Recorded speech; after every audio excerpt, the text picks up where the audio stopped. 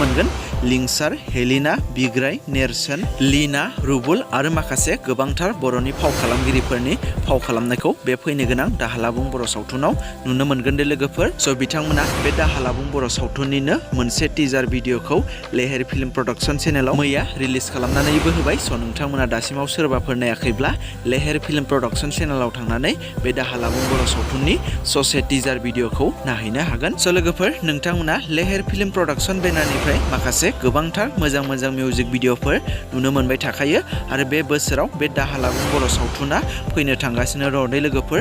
स' नोंथांमोना नायनो थाखाय बेसेबां एक्साइटेड कमेन्टनि गेजेरजों बयबो फोरमायहरोब्लानो जाबाय आरो बे सावथुननि सोमोन्दै माबाफोर आपडेट मोनोब्ला नोंथांमोननि सेराव फोरमायनो नाजाबावगोन।